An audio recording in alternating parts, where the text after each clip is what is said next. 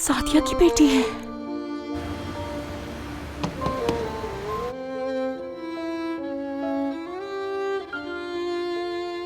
लैला साहिबा, ठीक है, अगर आप दरवाजा नहीं खोलेंगी तो मैं रोज इसी तरह आती रहूंगी, दरवाजा खुलने का इंतजार करूंगी।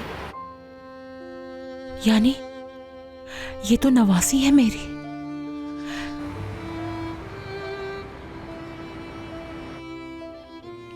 इसका नाम क्या होगा?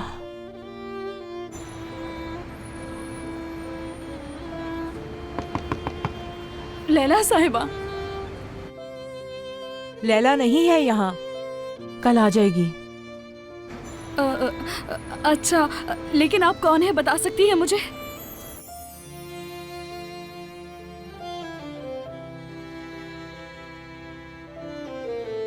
नहीं नहीं, मैं इस तरह नहीं मिल सकती। मैं नहीं चाहती मेरी नवासी मुझे ऐसे देखे। ठीक है, मैं कल आ जाऊंगी उनसे मिलने।